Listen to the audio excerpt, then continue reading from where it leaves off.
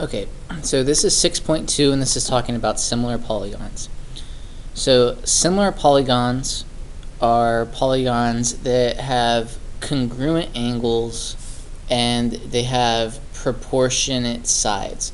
So what it means is all of the angles have to be of equal measure, so angle A and angle W should be equal to each other. Angle B should be equal to angle X. Y and C are equal to each other, and Z and D are congruent to each other. So all the angles have to be congruent, same angles, but the sides need to be proportionate, meaning they don't have to be equal, but they have to have the same scale to it. Meaning that if I drew a square that had side lengths of 1, 1, 1, and 1, and I wanted to see if this was a similar figure and all of these had side lengths of 2, this would be a similar figure because all of the angles are equal, they're all 90, and the sides are proportionate, meaning each one of these sides is 2 times bigger or a certain times amount bigger than the previous square. So for MNO and RST, we got R is actually flipped upside down, so R and M are congruent.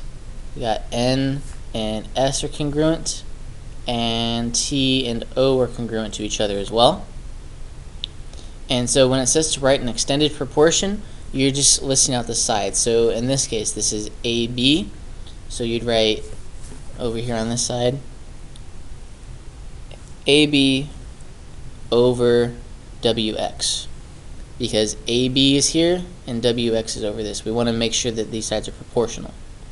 And we say it's equal to BC over XY. So BC over XY equals YZ over CD. Sorry, CD over YZ. You have to keep the sides on the same wavelengths. Equal to DA over ZW. So that's what it's talking about when it says similar proportions. Okay. So for these, deciding if they're similar or not, since these angles are congruent to each other, we see that all corresponding angles are congruent, and all of these side lengths are 1.5 times bigger than the corresponding side lengths. So that means that this is similar. You'd say yes, they are similar, and if so, write a similarity statement. We'd have to say that MPON is similar to UTSR. And the scale factor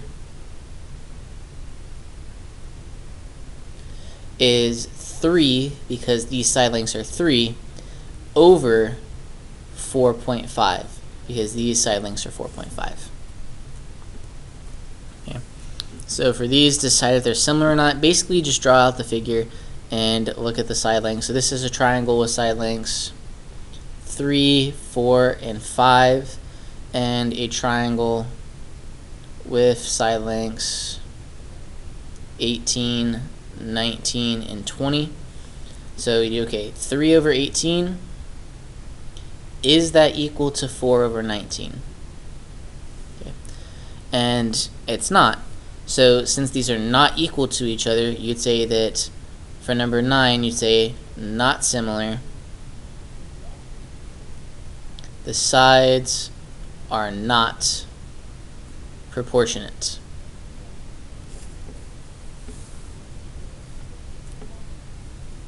Sides are not proportionate. Okay. So we set up a fraction and we said, okay, 3 over 18, because those were corresponding sides, equals 4 over 19. I'm sorry that it went off a little bit.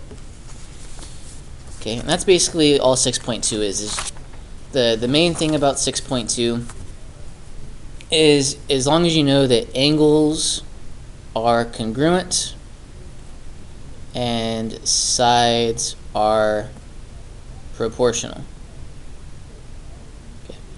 So 14 through 19 offers a really good example of these. So like O is 58, so that means X has to be 58 as well. And since this is 49, this means this must be 49. And to find the missing length, you would do 180 minus 49 minus 58, and that should give you 63 degrees. I think. I think I'm wrong.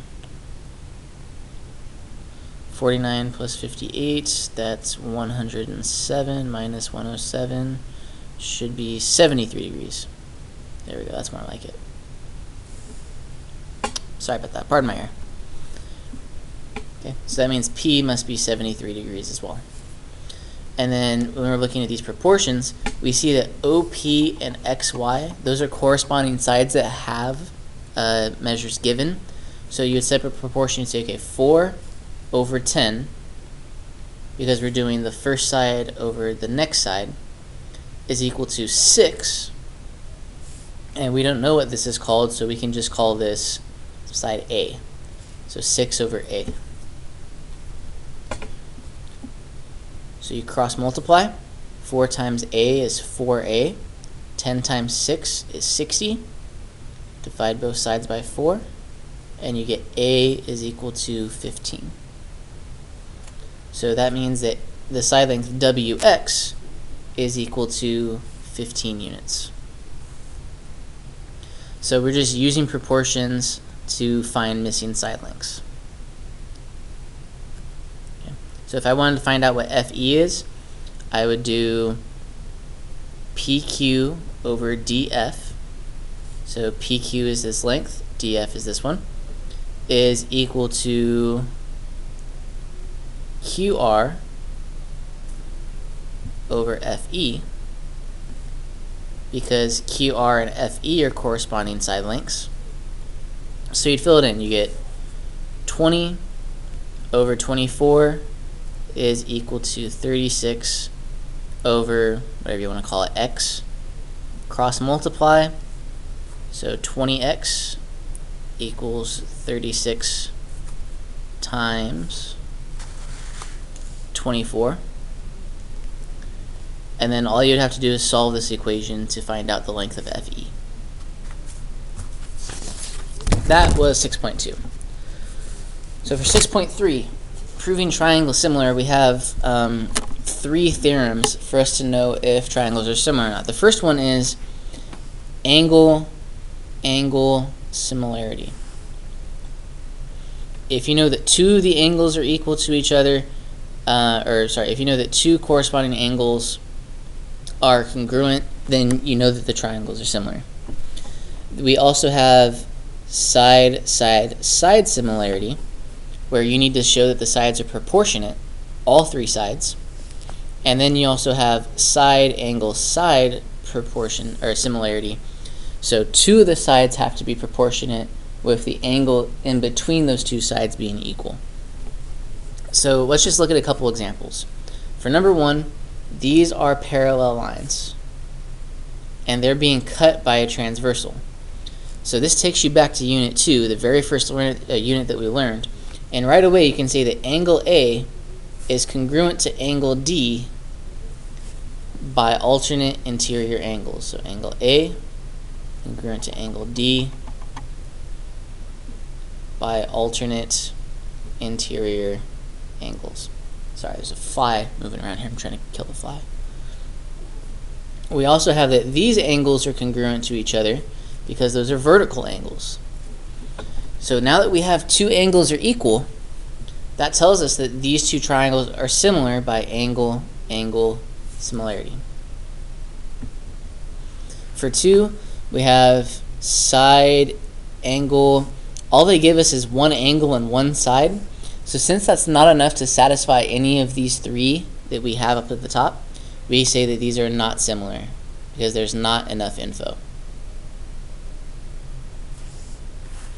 Okay. For 3, again, whenever you see parallel lines, you're going to be using either alternate interior angles. So parallel means either alternate interior angles, or it means corresponding angles. So you're going to be using one of those. So since L and O, MLO and PON are in the same position, these angles are congruent. And let's look at these triangles. You have a small triangle, so this is PNO, and you have a bigger triangle, which is MNL. If you say it carefully and you pay attention to what you're saying, you notice that you said N twice. So that means N is a common angle. Both of these triangles share angle N. See, the small triangle has angle N, and the big triangle has angle N. So these are congruent by angle similarity. What else do we have? Okay, these ones, let's check to see if the sides are proportionate. Okay, we have an angle, they're both 90 degrees, so we don't need to do anything else with that. However, we got 28 over 14. Is that equal to 10 over 5? So 28 divided by 14 is 2. 10 over 5 is equal to 2. So these side lengths, to get from the small triangle to the bigger triangle, we just multiply all the side lengths by 2. So for 5, it is similar by side angle side similarity. And we can say the same thing over here. We've got MN is 26, and PQ is 13. ML is 26, and QO is 13. NL is 30. OP is 15. And all of these equal 2. So this is similar by side similarity. So when I ask you to prove this, number 7, you just follow what you know from previous chapters. Perpendicular means 90 degrees. Then also we've got parallel. So two parallel lines, that means that these angles are corresponding. So these are similar by angle similarity. For number 9, you got a little child. Child's 1.4, standing next to a flagpole. Child's shadow is 1.2, and the flagpole shadow is 7.5. So when it says how tall is the flagpole, we just set up a proportion. So we do 1.2 over 7.5 is equal to 1.4 over x. Cross multiply and solve.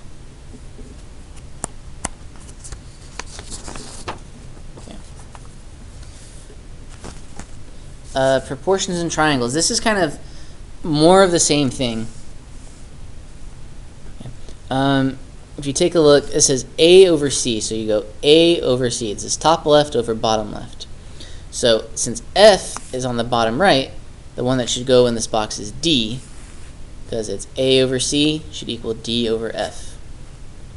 Same thing, F over E, so that's bottom right over middle right, that should be equal to C over B. And you just follow that same kind of pattern all the way around the figure. For these proportions, you got to pick out your triangles. So if you take a look, you see that there's a smaller triangle, and if you open up your finger, there's a bigger triangle that encompasses it, with a little trapezoid on the bottom as addition. So if we want to do the smaller triangle to the big triangle, so small side is 9, the big side is 9 plus x, not just x. X is just this little part here. You want 9 plus x for the entire length of the bigger triangle. Is equal to small side, which is 6, over the entire side, which is 8. So you'd cross multiply. 6 times 9 plus x is equal to 9 times 8, which is 72. And you would solve. Yeah. And you do the same kind of thing for the rest of them. For number 10, for example, you got 5 over x is equal to 3 over 6. Cross multiply and solve. Something to note, this works. The reason why we're talking about 1 through 6 and 10 and stuff like that is because when you have parallel lines that intersect each other, or intersect a figure like so, it proves that these are congruent to each other.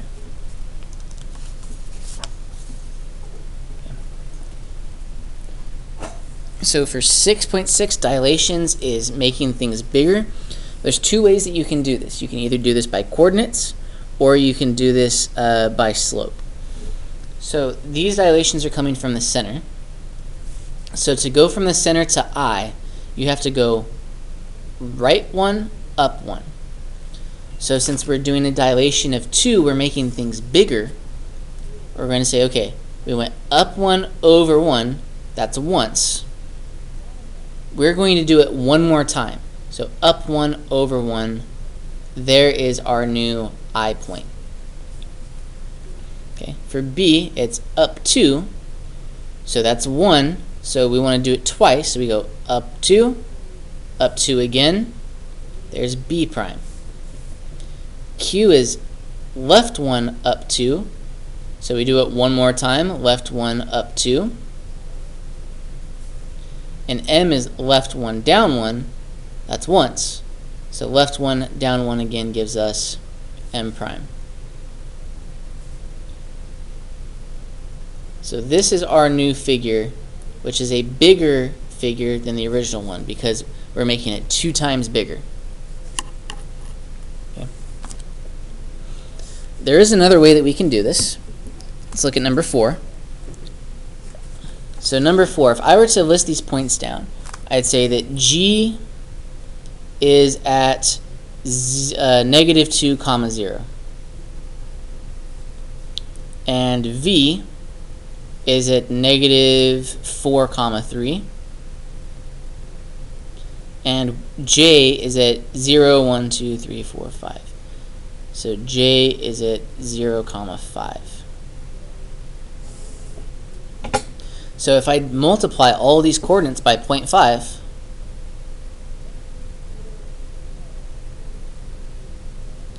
I would get my new coordinates. So G is -2 times 0.5 gives us -1. 0 times anything is 0.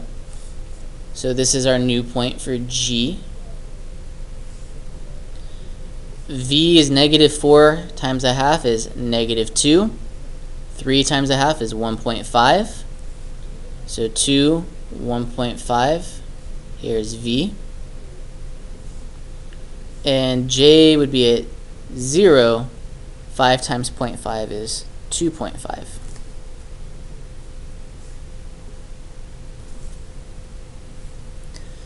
So 0, 2.5. There's J prime. Connect them. And you have your dilated figure. So since the dilation was smaller than 1, that means the dilation gets smaller. Okay. So on the back, there's this YouTube video link, which I showed to the class. It's kind of things on a bigger scale.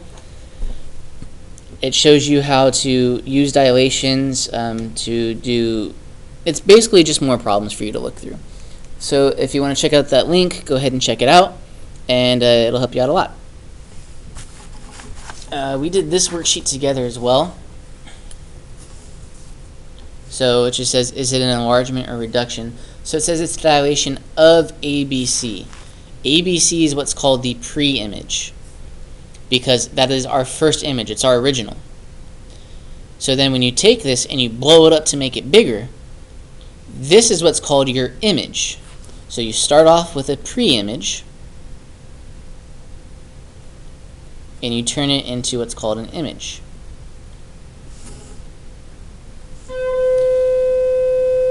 So the pre-image gets bigger, so that means it is an enlargement. So it says, what is the scale factor?